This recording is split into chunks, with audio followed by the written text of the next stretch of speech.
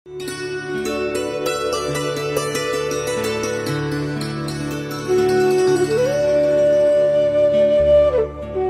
ब्रह्मा का पिता है, कौन विष्णु की मां, शंकर का दादा कौन है, हमको दे बता। ये जानने के लिए कृपया सुनिए। जगत गुरु तत्वदर्शी संत रामपाल जी महाराज के अमृत वचन सर्व पवित्र धर्मों के पवित्र शास्त्रों के आधार पर। अब फिर हम उसी प्रसंग पर आते हैं कि परमात्मा चारों युगों में आते हैं। सतयुग में सत्सुकृत नाम से आए थे और उस समय उनकी परवरिश जब वो बालक रूप में थे तो कवारी गायों से हुई थी। ये वेद के मंडल या ऋग्वेद मंडल नंबर 9 सूक्त नंबर 1 के मंत्र नंबर 9 में स्पष्ट किया। और फिर और दिखाता हूं आपको ये जो प्रसंग, क्योंकि इस अज्ञान को हटाने के लिए इतने हथियार प्रयोग करने पड़े, औजार, फिर एक आधा रह जाए दिखाने। अब ये और दिखाता हूं कि रोग भगवान क्या कर सकता है। ये देखिए, ये है ऋग्वेद भाष्यम। इसने लिखा है कि महर्षि दान सरस्वती ने ऋग्वेद मंडल 9 1 से लेकर 6 तक का अनुवाद किया, आगे नहीं किया। और श्रीपाद दामोदर 7 लेकर मंडल 9 7 से 10 तक किया। तो इसका अनुवाद कौन से का? मंडल नंबर 10 के सूक्त नंबर 1 का मंत्र नंबर 2 आपको दिखाते हैं। ये ऋग्वेद भाष्यम महर्षि दान सरस्वती, संपादक दान दर्पण, विश्व मानव उत्थान परिषद पंजीकृत, ये समुदाय केंद्र पूर्वी कैलाश नई दिल्ली। अब यहाँ देखो, इन्होंने बहुत ही ठीक किया अनुवाद। जैसा कि वो वेद भिक्षु ने किया था ऐसे ही इन्होंने भी ठीक किया है। ऋग्वेद मंडल नंबर, ये 10म है, 10म मंडल 161 सूक्त है, इसका नंबर 2 मंत्र। यह संस्कृत है मोटे वाली। यदि रोगी की अक्षीण आयु हो गई हो, यदि वह इस लोक से चला गया, अर्थात काल के ऊपर पहुंच गया है यमराज के पास, और यदि वह मृत्यु के पास गया हुआ तो भी उसको मैं मृत्यु देवता नृत्य से के पास से लौटा ला सकता हूं और उसको 100 वर्ष के जीवन के लिए प्रबल करूंगा। बिल्कुल सही लिखा है कि यदि आपकी मृत्यु होगी हो और मृत्यु का संस्कार हो कि आगे जीवन नहीं है, तो आपको परमात्मा कहता है कबीर देव कि उसकी महिमा गाई हुई है ये, कि उस धर्मराज के दरबार से भी तुझे छुड़वा के ला के फिर 100 वर्ष का जीवन दे दूं। एक शेख तकी नाम का मुसलमान पीर था जो दिल्ली के बादशाह सिकंदर लोधी का गुरु था, और वो बहुत अनाड़ी था। परमात्मा कबीर जी ने सिकंदर लोधी का एक असाध्य रोग ठीक कर दिया था जो किसी जंतर मंत्र से, किसी वैद्य से ठीक नहीं हो रहा था, जलन का रोग था। उसके बाद सिकंदर लोधी ने स्वामी रामानंद जी, जो महर्षि रामानंद जी थे, उसकी गर्दन काट दी थी। किसी बात पर विवाद हो गया था, आगे बताऊंगा, ये 2-3 दिन रहते हैं अभी। तो वो रामानंद जी को भी कबीर परमेश्वर ने सिकंदर लोधी के समक्ष जीवित कर दिया था, कटी हुई गर्दन को जोड़ के और जीवित कर दिया था, जिस कारण से सिकंदर लोधी दिल्ली के बादशाह कबीर परमेश्वर से अत्यधिक प्रभावित हो गए। और उस शेख तकी जो धार्मिक गुरु था उसको पता लग गया तेरी महिमा कम होगी और ये बात बिगड़ेगी, और इसकी महिमा अधिक होगी तो तेरी रोजी रोटी गई। सिकंदर लोधी को इतना ज्ञान था कि शेख तकी पीर की दिल्ली के और पूरे भारत के मुसलमान एक नंबर पर बात को मानते हैं। यदि इसने उनको बहका दिया मुसलमानों को तो तेरा राज्य चला जाएगा। इस कारण से वो पीर से डरा बहुत करता उधर से कबीर परमेश्वर को साक्षात देख रहा है, इसे शक्ति युक्त भगवान कद कद मिले। तो सिकंदर लोधी से वो पीर रुष्ट हो गया शेख तकी। तो कारण पूछा कि आप क्यों मेरे से नाराज हैं? तो शेख तकी बोला कि अब तुझे मिल गया ना गुरु, हमारी क्या आवश्यकता है, चल नगर में। क्योंकि काशी से आ रहे थे कबीर परमात्मा को साथ लेकर के। तो रास्ते में एक नहर के ऊपर पड़ाव था, रात्रि में दरिया के ऊपर। शेख तकी कहने लगा चल नगरी में चलते हैं, वहां तेरी सारी पोल खोल दूंगा कि काफिर को गुरु बना लिया है, हिंदू को इसने, और सब मुसलमानों को बोल दूंगा ये तो इसने धर्म बदल लिया। अब सिकंदर लोधी के पांव तले की धरती निकलेगी तो नाश करेगा जाते ही। इसने एक बार कह दिया ना कोई नहीं सुनेगा, मेरा राज गया। तो गधा डर गया, तो वापस आया। तो वो कहने लगा, सिकंदर लोधी बोला शेख तकी को, आप क्या चाहते हो? कि मैं क्या चाहता हूं, तूने जो गुरु बना लिया अब तो तुझे वही दिखाई देता है, मेरी चिंता क्या है? सिकंदर लोधी कहने लगे, जी देखो मेरी आंखों के सामने एक मैंने कत्ल किया था उससे रामानंद जी महर्षि का, ब्राह्मण का, और मेरे सामने उसको जीवित कर दिया। मेरे असाध्य रोग था, आपसे भी मैं रो चुका था, प्रार्थना कर चुका था, मुझे कुछ कर दो, आध्यात्मिक शक्ति से ठीक नहीं कर पाए। और अन्य ऋषियों से भी, अन्य देव हिंदू लोगों से, संतों से भी मैंने आशीर्वाद लिया। और वेदों को मैंने मुंह मांगा, पैसा बोल दिया था कि जितने पैसे लो ले लो, मेरा रोग काट दो, लेकिन नहीं कटा था। और कबीर परमेश्वर के आशीर्वाद मात्र से मैं स्वस्थ हो गया। तो मैं कैसे इसकी श्रद्धा ना करूं, कैसे इसकी इज्जत ना करूं? कहने लगा अच्छा कर फिर जा। तो कहने लगा यदि तेरे शेख तकी बोला कि रामानंद को जीवित कर दिया इसने, मैं जब जानूंगा मेरे सामने किसी मुर्दे को जीवित करे, नहीं तो मैं जा करके कह दूंगा सब मुसलमानों को कि सिकंदर लोधी अभी मुसलमान नहीं रहा, हिंदू हो गया। जो पड़ाव लगा रखा था शेख तकी का अलग से टेंट था, कबीर परमात्मा का टेंट अलग था, जिसमें सिकंदर लोधी साथ रहता था, राजा रुका हुआ था। जब वापस अपने टेंट में आया, कबीर जी बैठे थे, कबीर परमेश्वर जी विद्वान थे, और सिकंदर लोधी का कति फीका चेहरा हो रहा जैसे मरेगा जाते ही। परमेश्वर ने पूछा कि क्या चिंता होगी राजन, कोई आपके साम्राज्य में कोई ऐसी अप्रिय घटना घटेगी क्या? सिकंदर लोधी बोला, प्रभु ए अल्लाह स्वरूप, आपके रहते कुछ नहीं हो सकता, लेकिन ये जो मेरा धार्मिक गुरु है ना शेख तकी, यो मेरा सिर का दर्द है। अब इसने मैं परेशान कर दिया हूं, जब से मैंने आपसे जो सुख प्राप्त हुआ है और मैं आपको साथ लाया हूं, ये कति जड़ मरा।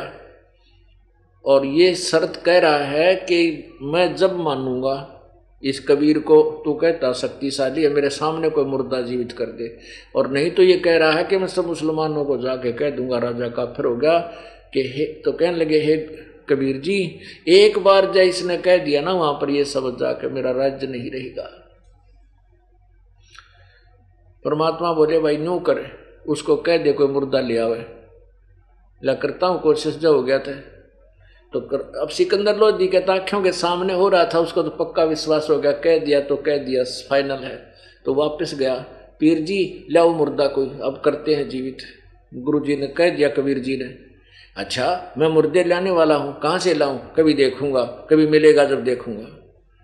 अब सिकंदर लोधी ने सोचा या और बात बिगड़ गई भाई, इतने दिल्ली पहुंच जाओगे, इसने जान दे बकवाद कर देनी है। हे परमात्मा, किसी प्रकार कोई मुर्दा मिल जाए। इतने में परमेश्वर क्या करते हैं, कहते हैं अपने भगत का टेंशन नहीं होने दे परमात्मा। अब वह सिकंदर लोधी का टेंशन हुई कि मुर्दा कितने लाऊं। इतने में एक दरिया, उसी दरिया के जिसके किनारे पड़ाव लगा हुआ था, उसी दरिया में एक दिन पहले का मरा हुआ मुर्दा शव, एक बालक का 12-13 वर्ष की आयु के बच्चे का, और वो जल प्रवाह कर रखा था। जैसे 4 प्रकार से अंतिम संस्कार होता है, कुछ तो जमीन में दबा देते हैं कुछ व्यक्ति, और कुछ जला देते हैं अग्नि में, और कुछ क्या करते हैं कि जल प्रवाह कर देते हैं। उस मरने के उपरांत उसमें पूरी व्यवस्थित तरीके से इज्जत के साथ नीचे एक फ्लोटिंग बेड़ा बना देते हैं, जैसे पूली फूस फास का एक बना करके नीचे उसके ऊपर मुर्दा रख के और फिर उसको आदर के साथ प्रवाह कर देते। ऐसे वो मरा हुआ बच्चा प्रवाहित कर दिया था, जल प्रवाहित किया हुआ था। इतने में वो आ गया तो कुछ एक व्यक्तियों की दृष्टि पड़ी, सैनिकों की भी दृष्टि पड़ी। उन्होंने कहा जी वो मुर्दा आ गया, मुर्दा वो आ रहा है एक मुर्दा। अब एकदम सब बाहर आ गए, कबीर परमेश्वर भी खड़े हो गए, शेख तकी भी वहां खड़ा हो गया। अब परमात्मा बोले भाई शेख तकी अब तू कर पहले जंतर मंत्र, कहीं फिर बाद में नंबर बनावे। तो सिकंदर लोधी ने भी परमात्मा कबीर जी की बात को सेकंड किया कि हाँ पीर जी आप करके दिखाओ। अब सिकंदर लोधी वो शेख तकी लगा अपने फूफा जंतर मंत्र करने। इतने वो मुर्दा जो है बहता हुआ लगभग 2 फरलांग चला गया, यानी 4-5 एकड़ 1200 फुट की दूरी तक आगे चला गया बहता हुआ। अब सिकंदर लोधी कहता है ना, वो शेख तकी बोला कि ये कबीर तो अपने सिर से बला टालना चाहता था, ये चाहता था कि ये शेख तकी कर लेगा, इतने युग चला जाएगा मुर्दा, ये कुछ नहीं कर सकता। तब परमात्मा ने कहा अब आप हो लिए कंडम, आपने कर लिया जो करना था। हाँ कर लिया जो करना था।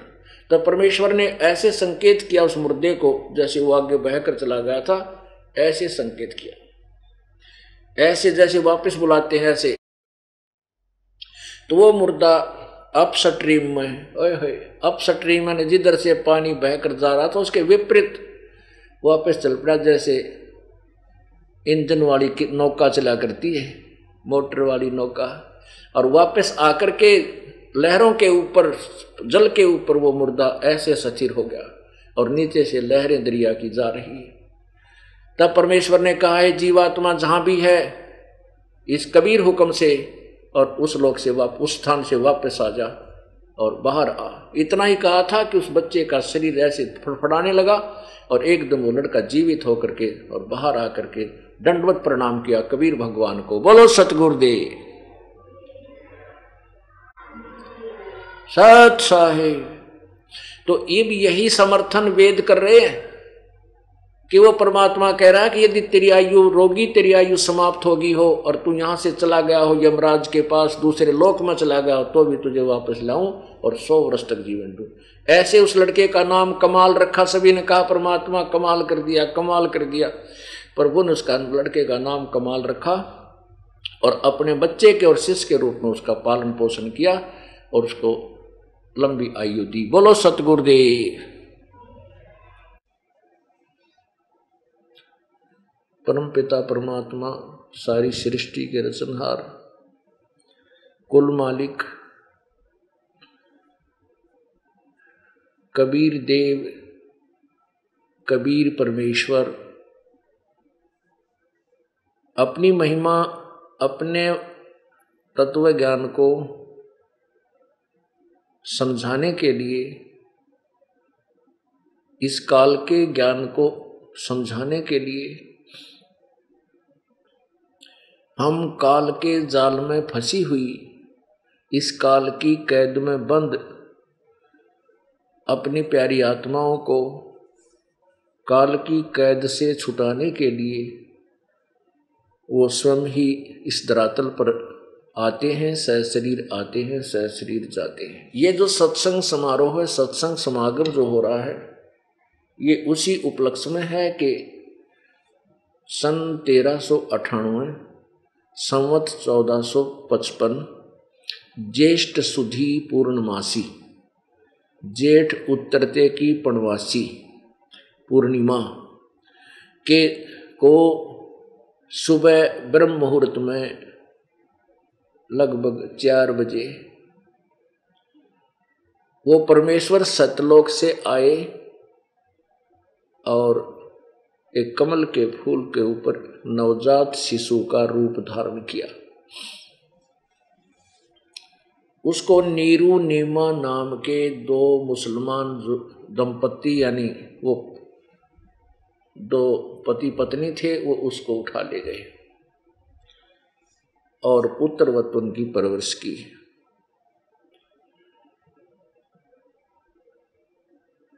ये उसी उपलक्ष्य में मनाया जा रहा है जो अभी 7 जुलाई को जो पूर्णमासी है, ये वही पूर्णमासी है जिस दिन परमेश्वर कबीर जी का इस काल के लोक में अतिथि रूप में आगमन हुआ।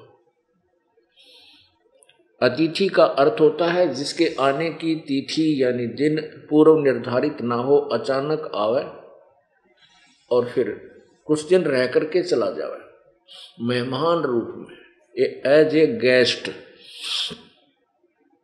वो परमेश्वर एज ए गेस्ट आते हैं और कुछ दिन यहाँ रह कर चले जाते हैं।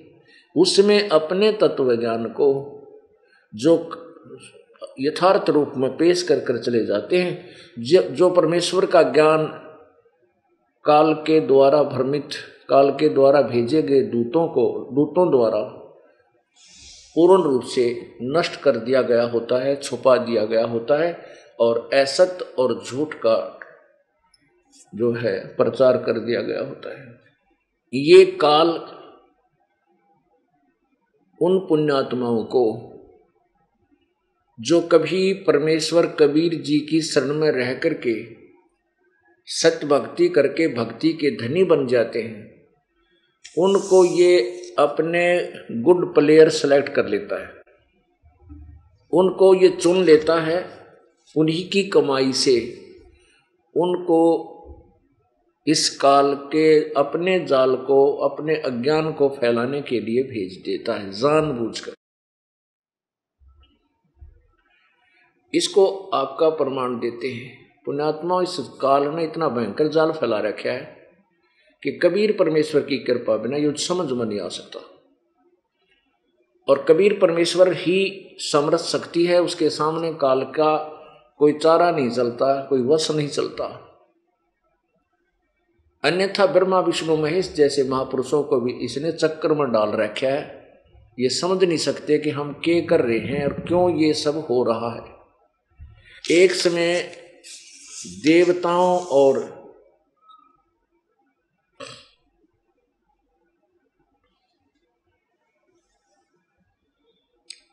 राक्षसों का युद्ध हो गया और देवता हार गए,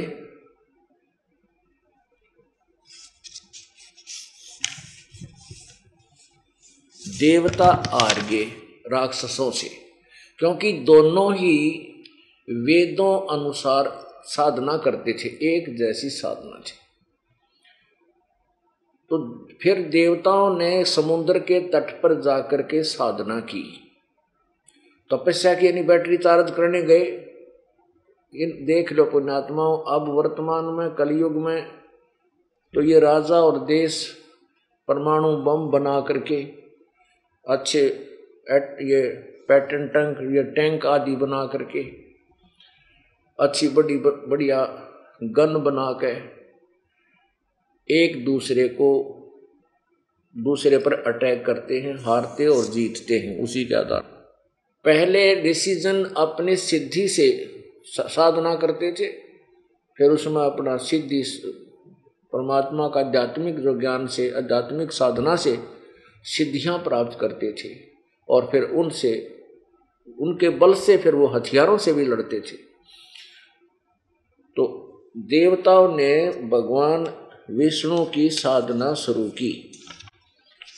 अब देखो ये कितने उड़द पुड़द थे देवता, आपके समक्ष प्रदास जो है ना अपने सदग्रंथों से ही बताना चाहता है। आपको विष्णु पुराण से दिखाते हैं कि यो काल कैसे जुल्म करता है, कैसे इस शास्त्र अनुकूल साधना को छुपाकर और शास्त्र विरुद्ध साधना पर जनता को, श्रद्धालुओं को कैसे आरूढ़ करता है, इसका एक प्रमाण देते हैं। बुद्धिमान को तो कहते हैं संकेत ही बहुत होता है। ये देखिएगा श्री विष्णु पुराण गीता प्रेस गोरखपुर से प्रकाशित। ये श्री विष्णु पुराण अनुवादक मुनीलाल गुप्त और प्रकाशक हैं गीता प्रेस गोरखपुर, गोविंद भवन कार्यालय कोलकाता का संस्थान। अब इसमें आपको 17वें अध्याय में दिखाते हैं, ये इसमें निशान लगा रखे हैं इस दास ने। ये 17वां अध्याय है। अब ये थोड़ा सा आपने इसको सुनना है, ध्यान से देखना है। पाराशर जी बोले, इस विष्णु पुराण के लेखक पाराशर जी हैं। मैत्रेय पूर्व काल में महात्मा सगर से उनके पूछने पर भगवान औरव ने इस प्रकार गृहस्थ के सदाचार का निरूपण किया था। हे द्विज, मैंने भी तुमसे इसका पूर्णता वर्णन कर दिया, फिर भी पुरुष सदाचार का उल्लंघन करके सदगति नहीं पा सकता। मैत्रेय जी बोले, भगवान, नपुंसक, अपविद्ध और रजसवला आदि को तो मैं अच्छी तरह जानता हूँ, किंतु यह नहीं जानता कि नगन किसे कहते हैं। अतः इस समय में मैं नगन के विषय में जानना चाहता हूँ। नगन कौन है और किस प्रकार आचरण वाला पुरुष नगन संज्ञा प्राप्त करता है। ये धर्मात्माओं श्रेष्ठ, मैं आपके द्वारा नगन स्वरूप का यथार्थ वर्णन सुनना चाहता हूँ, क्योंकि आपको कोई भी बात अविदित नहीं है। पराशर जी बोले, हे दिवस, रख, श्याम और यजुर, यह वेद त्रयी वर्णों का आवरण रूप है। जो पुरुष मोह से इसका त्याग कर देता वही पापी नगन कहलाता है। जो इन वेदों की साधना को त्याग देता है, ये 3 वेद जो हैं विशेष साधना के यानी ज्ञान, परमात्मा ज्ञान के विषय में जानकारी देने वाले माने हैं, ऋग्वेद, सामवेद और यजुर्वेद। जो पुरुष मोह से वो पापी कहलाता है। हे ब्राह्मण, समस्त वर्णों का संवरण ढकने वाला वस्त्र वेद त्रय ही है, इसलिए इसका त्याग कर देने पर पुरुष नग्न हो जाता है और इसमें कोई संदेह नहीं। हमारे पिता मह धर्मज वशिष्ठ मुनि जी ने इस विषय में महात्मा भीष्म जी से जो कुछ कहा था वह श्रवण करो। मैत्रेय, तुमने जो मुझसे नगन के विषय में पूछा, इस संबंध में भीष्म के प्रति वर्णन करते समय मैंने भी महात्मा वशिष्ठ जी का कथन सुना था। पूर्व काल में किसी समय 100 दिव्य वर्ष तक देवता और असुरों का परस्पर युद्ध हुआ। उसमें हराद परवर्ती दैत्यों द्वारा देवगण पराजित हुए। अतः देवगणों ने अक्षीर सागर के उत्तरी तट पर जाकर तपस्या की और भगवान विष्णु की आराधना के लिए उस समय इस सत्व का गान किया। अब देखिए इनकी ओल पचौड़ विचार है। अब कहते हैं उन्होंने भगवान विष्णु की स्तुति की, देवते राक्षसों से हार के और अक्षीर समुद्र के किनारे जाकर बैठकर लोक के साधना करने लगे और विष्णु की उपासना शुरू की। अब देखो विष्णु की उपासना में क्या क्या बोलते हैं। ये वही अध्याय 17 तृतीय अंश और विष्णु पुराण पृष्ठ नंबर 216 और यहाँ अध्याय 17 का ये 11वां श्लोक।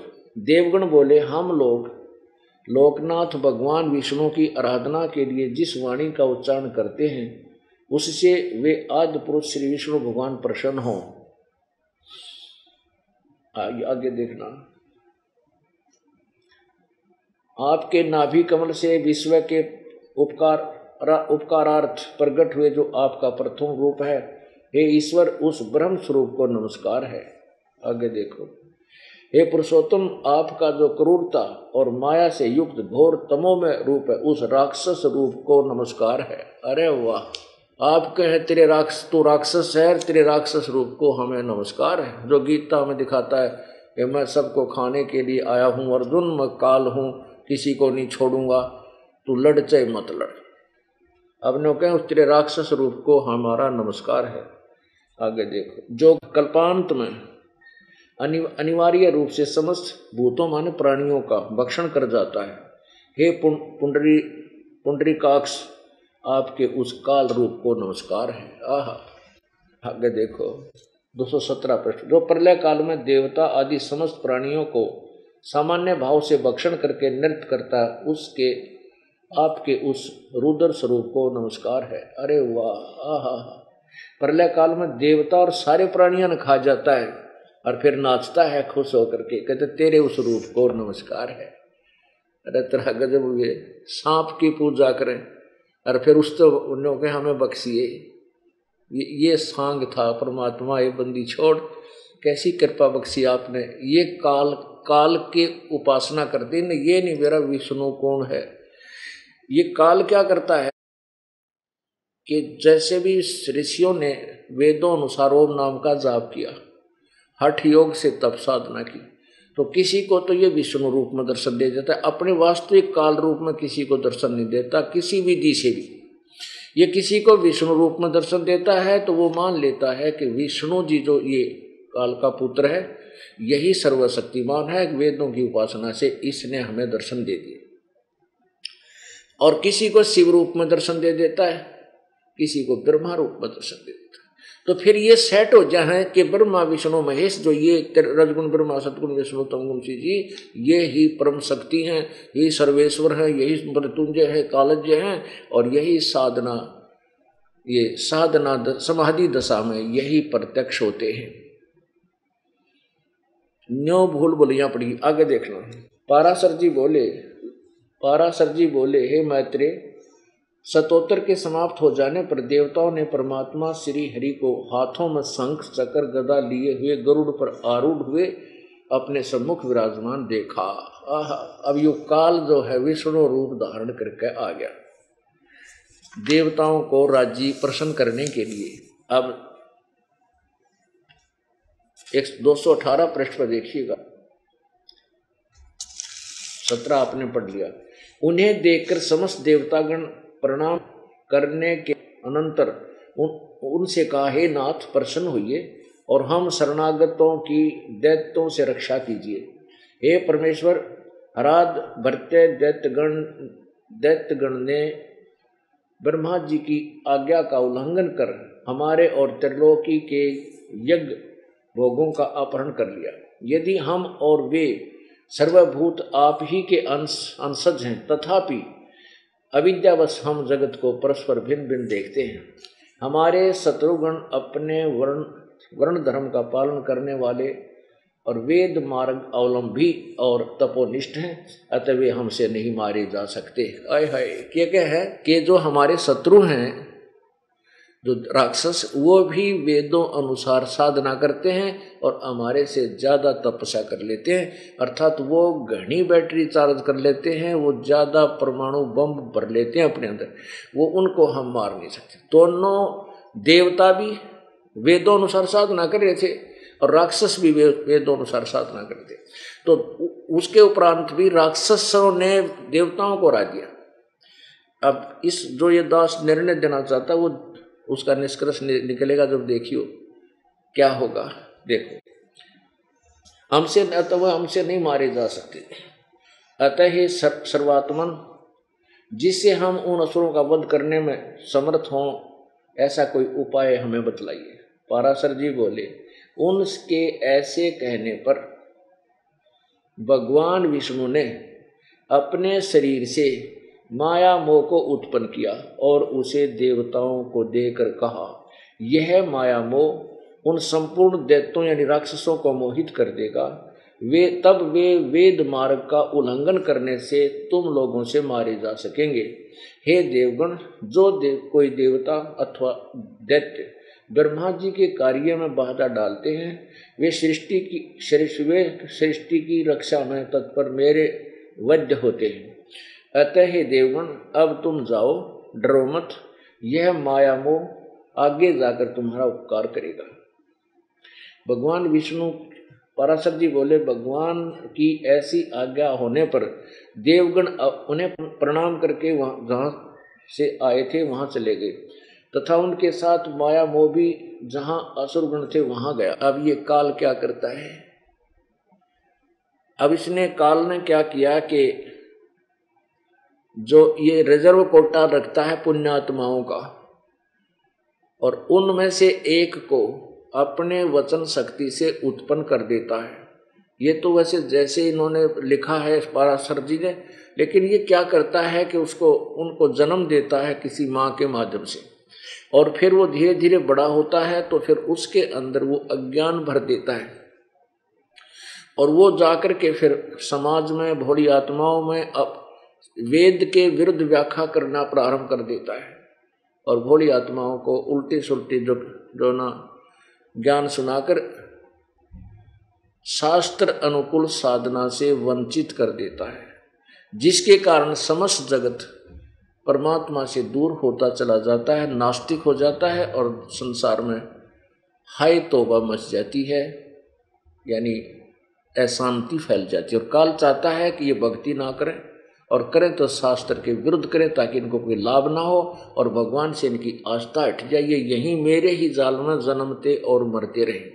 और परमेश्वर कबीर जी आते हैं और वो चाहते हैं कि मेरे विषय में, मेरे भक्तों को, मेरे श्रद्धालुओं में परमात्मा की आस्था बनी रहे, और जो अब ये भक्ति काल आया है इस समय तक ये परमात्मा की तरफ में लगे रहें। तो उसके लिए वो स्वयं भी आते हैं, और सत्य साधना को फिर दे करके भगवान अपने अनेक चमत्कार करके जो अनहोनी भगवान क्या करता है वो करता है, तो श्रद्धालुओं में फिर पुनः परमात्मा की आस्था स्थापित करता है।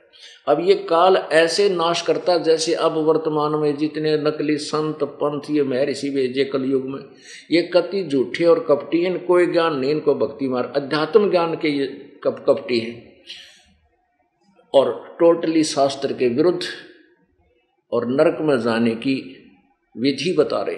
अब देखना उन्हीं का प्रमाण, अब देवता भी अपने चले गए और माया मोह भी वहां चला गया जहां पर राक्षस लोग रहते थे।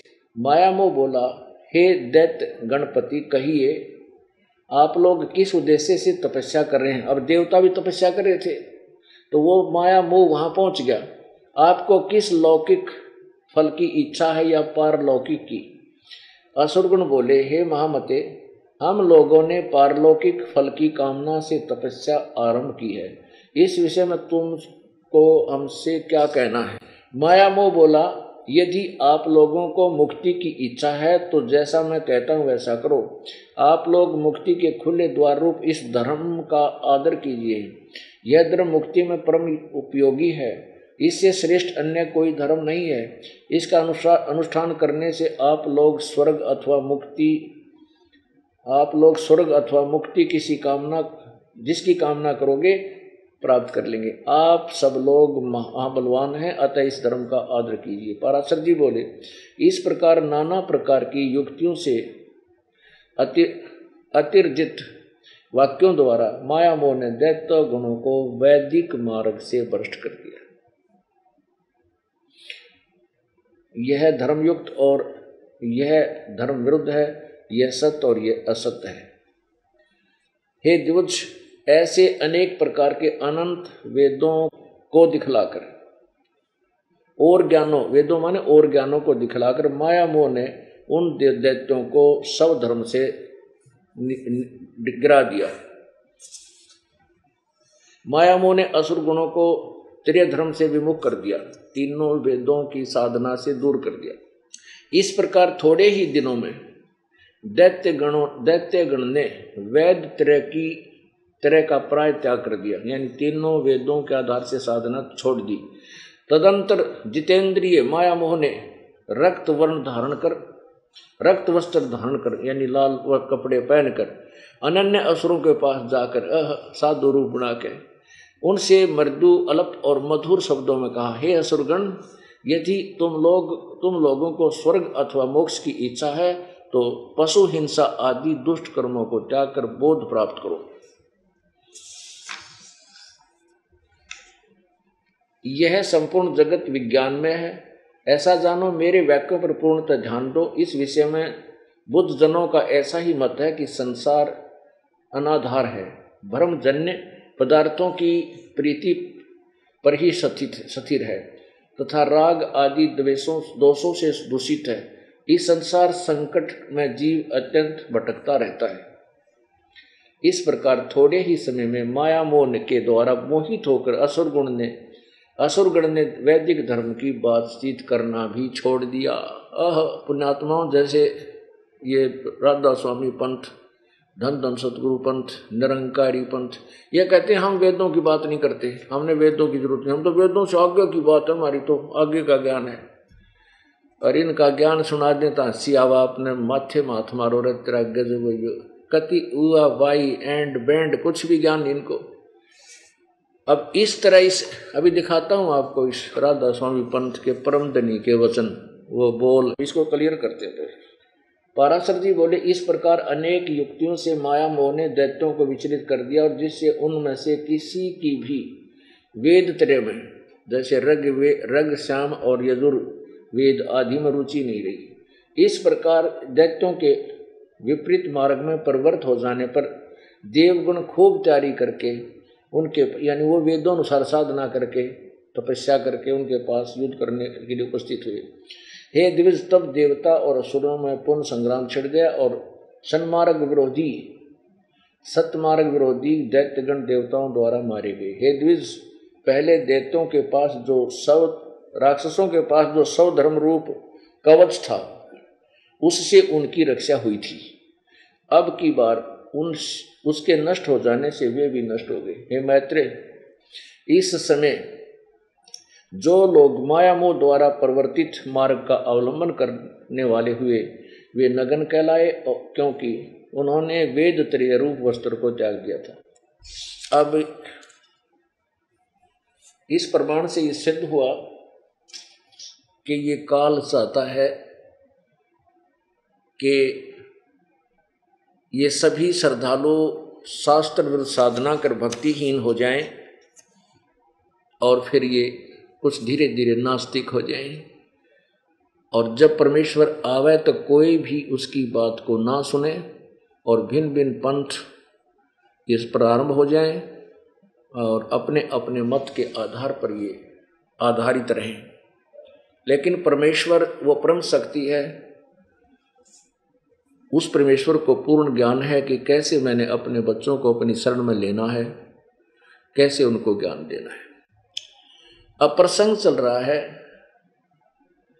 कि परमेश्वर कबीर जी चारों युगों में आते हैं, और वे स्वयं ही आकर के सत्य मार्ग को प्रचार करते हैं, पर सत्य मार्ग का तत्व ज्ञान का प्रचार करते हैं। जब परमेश्वर सतयुग में आते हैं, उनका नाम सत्य सुकृत होता है,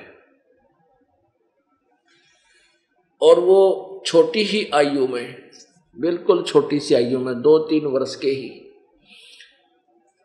वो सह शरीर आते हैं, कमल के फूल पर शिशु रूप धारण करते हैं।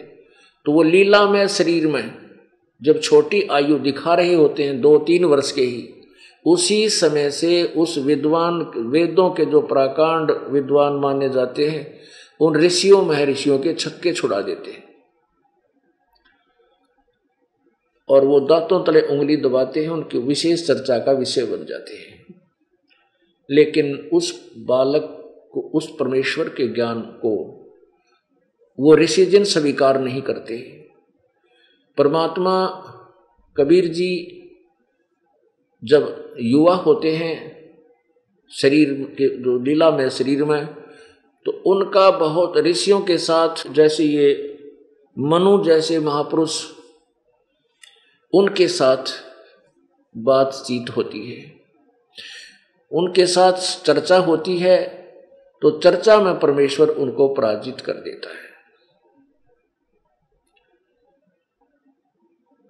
अब मनु जी से परमात्मा ने प्रश्न किया कि आप प्रभु को किस रूप में, किस फॉर्म में मानते हो।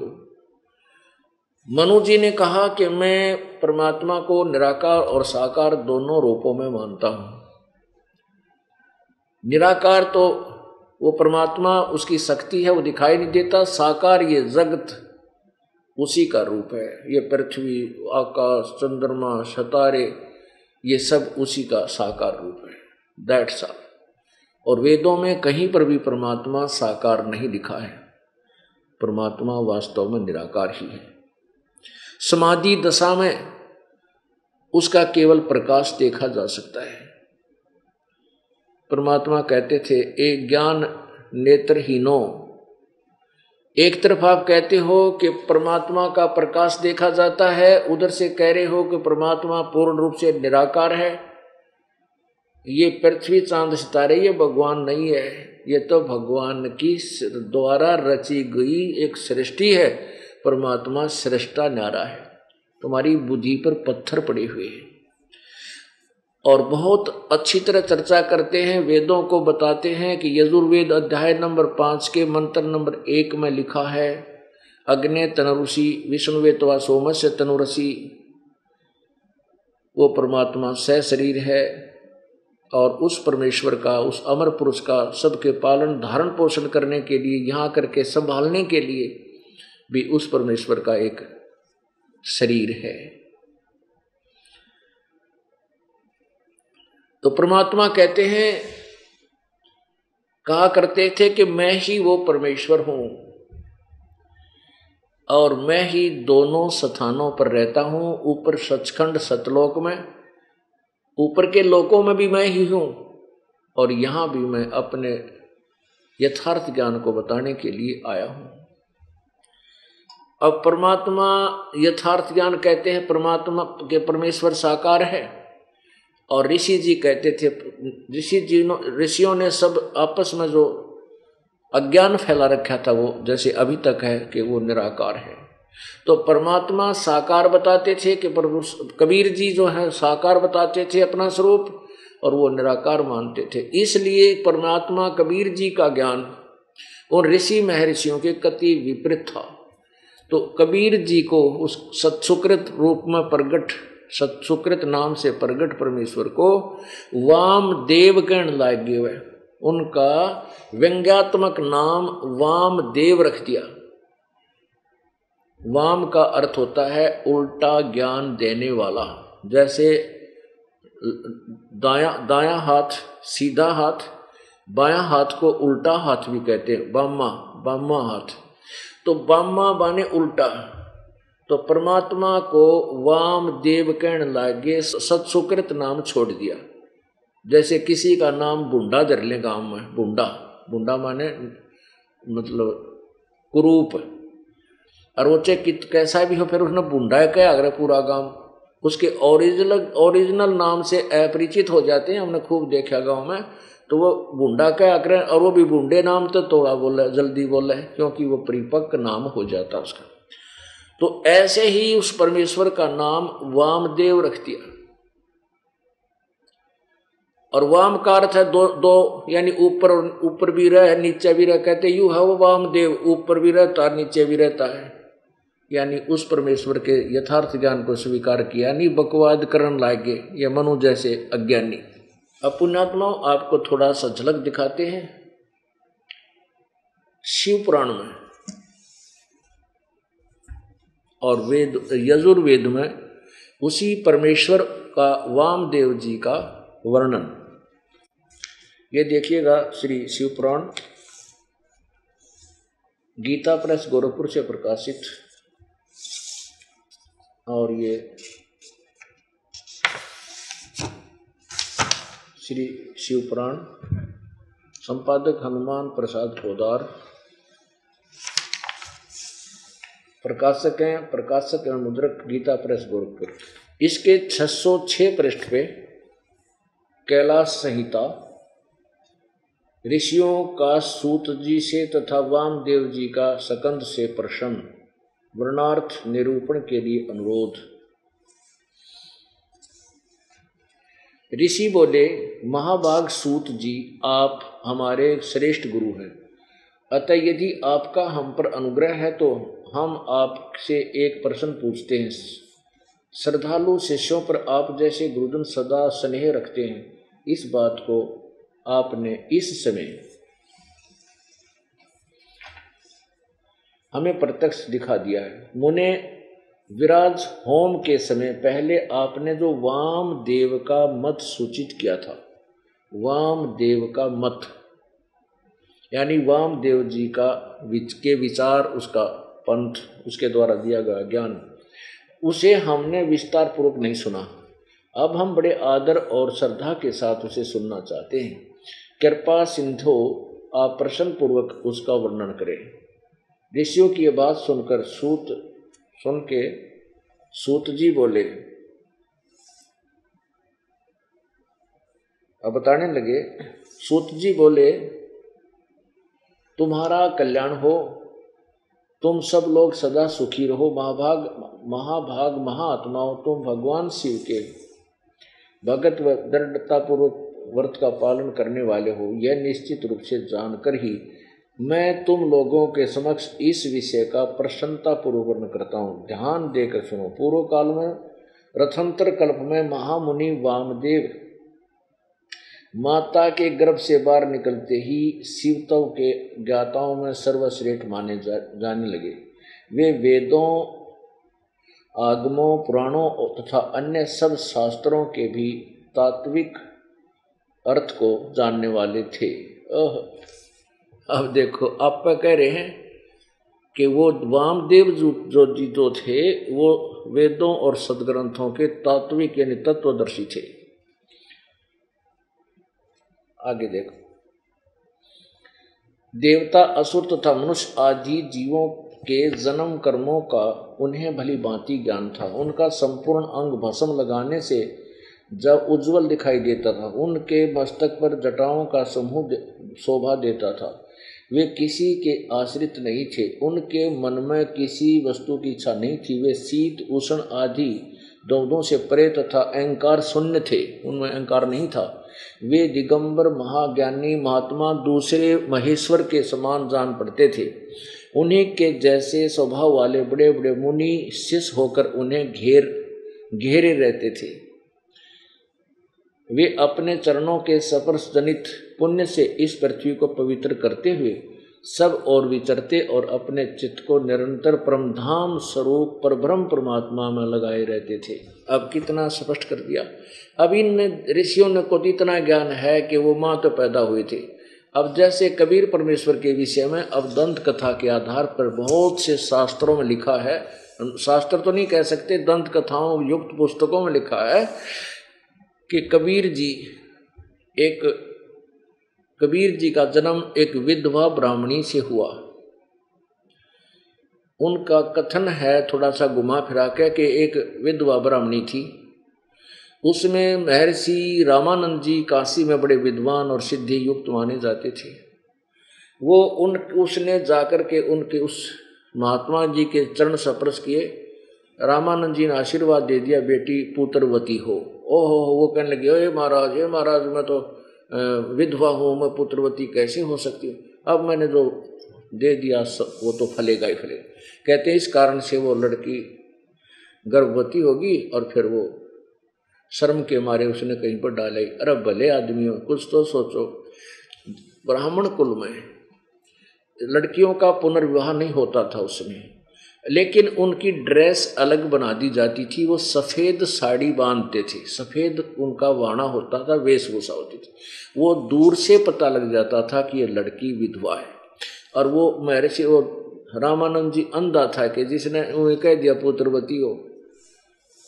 और पुण्यात्माओं, फिर उस लड़की के और भी तो थोड़ा बहुत बताना चाहिए, थोड़ा किसकी पत्नी थी, उसके मृत पति का के नाम था और वह कौन से मोहल्ले में रहा करती। एक बकवाद कर देते हैं कि वह शर्म के मारे गिर आई और फिर वह नीरू नीवा ठा लेगी। तो इनकी बुद्धि यही टेकी हुई है कि कोई भी माँ के बिना उत्पन्न नहीं हो सकता। जैसे यहाँ के भगवान श्री कृष्ण जी, रामचंद्र जी सभी माँ से ही जन्म लेकर के यहाँ भगवान कब आए। तो ये सभी इसी प्रकार यहाँ क्या कह रहे हैं कि माँ के गर्भ से निकलते ही और वो बाहर आते ही वह यानी अपना तत्व ज्ञान प्रचार करने लगे। अरे तेरा भला हो, तब उठा के दिखाओ ना माँ के गर्भ, तो कोई भी तो दिखा दो, पैदा होते चल जाओ पैर। ये तो परमात्मा चले चलाए थे और माँ से पैदा नहीं हुए थे, छोटी ही आयु में 2-3 वर्ष के ही, क्योंकि लीला में शरीर को मालिक अपना दिखाते हुए आगे चलते, नहीं तो कोई ना माने नहीं सोचो जादूगर है, कोई उसमें सेवड़ा कहने लग जाए और कोई उसको जो है ना भूत प्रेत मान कर उसके निकट भी ना जाते। भगवान कहते वो 1-2 चमत्कार तुरंत कर दें। तो इस प्रकार परमात्मा ने थोड़ी आत्माओं को विधिवत ही समझाना उचित समझा। अब क्या लिखा है,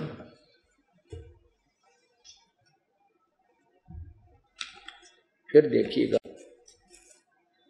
वामदेव माता के गर्भ से बाहर आते ही, निकलते ही शिव तत्व के ज्ञाताओं में सर्वश्रेष्ठ माने जाने लगे।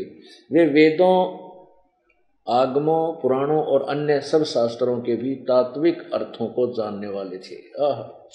फिर वो घूमते फिरते रहते थे, इन सब संतों ऋषियों के साथ विचार विमर्श करते थे और उनके छक्के छुड़ाकर फिर आगे चल पड़ते थे।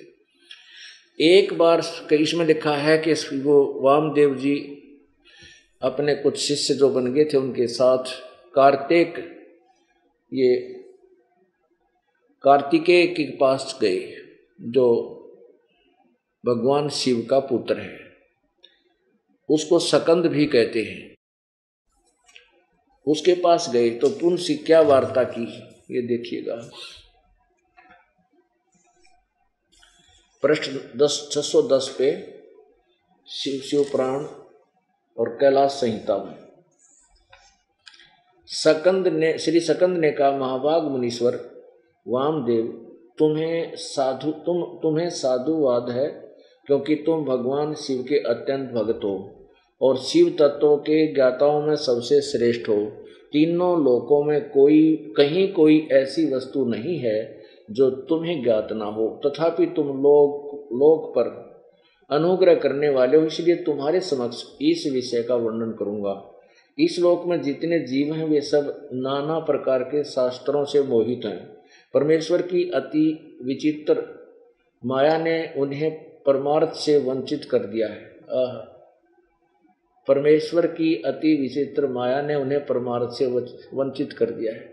अतः परवण के वाचार्थ भूत साक्षात महेश्वर को वे नहीं जानते। वे महेश्वर की सगुण निर्गुण तथा त्रिदेवों के जनक परब्रह्म परमात्मा हैं।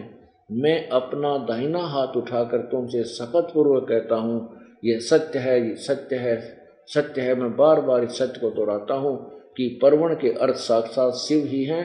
श्रुतियों और स्मृति शास्त्रों, प्राणों तथा आगमों में प्रधानता उन्हीं को परवण का वाचार्थ बताया गया है। अब देखो 611 पृष्ठ पे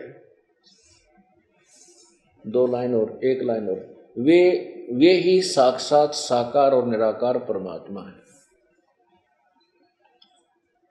अब इन कित रो है, जो कि मैं ठोक कर कहता हूँ शिव जी तो ऊपर कोई भगवान नहीं है, सत्य है, सत्य है, सत्य है।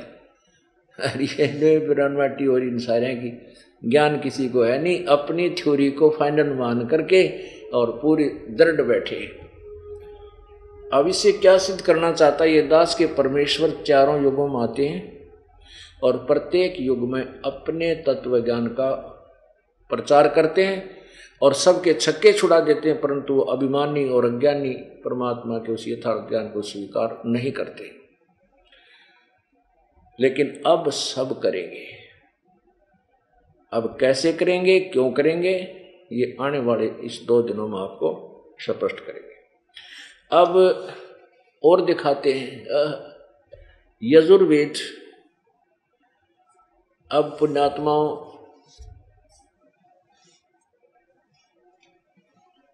हमने इन ऋषि महर्षियों को बहुत उत्तम और बहुत ही विद्वान पुरुष मान रखा था।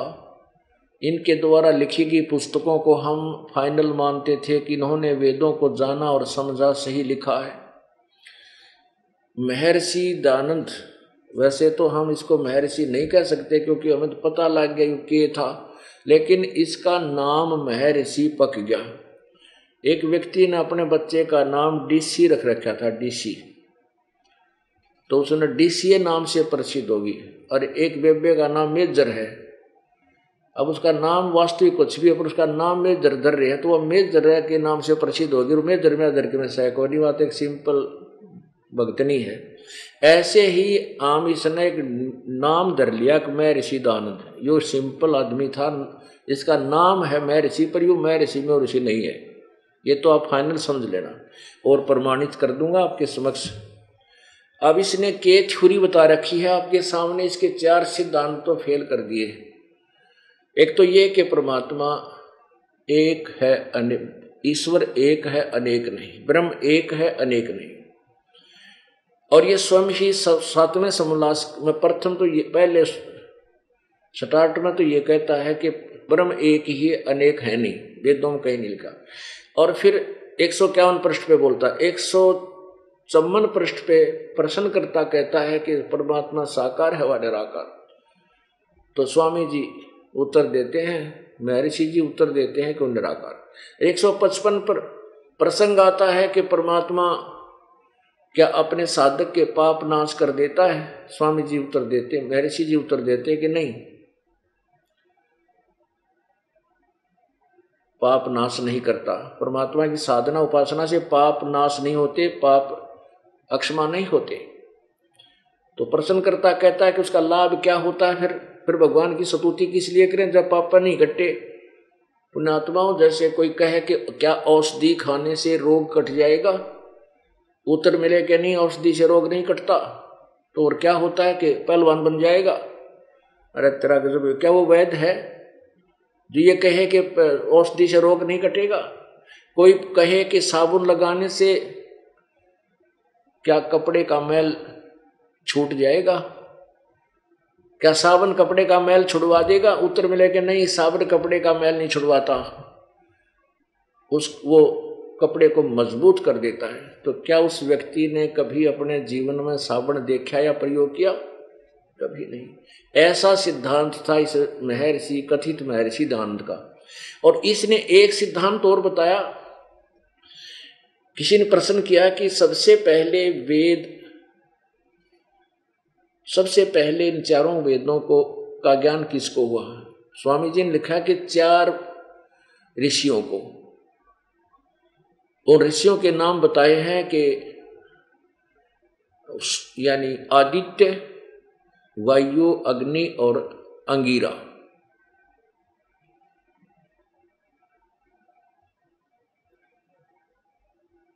वायु, अग्नि, आदित्य और अंगिरा, इन 4 ऋषियों को सबसे पहले वेद प्राप्त हुए। उससे पहले वेदों ने किसी को ज्ञान नहीं था। उन 4 से ही आगे ब्रह्मा ने वेदों को ग्रहण किया और ब्रह्मा से फिर आगे ऋषियों ने पढ़ा। यह थ्योरी अब आप पे फेल कर रहे हैं।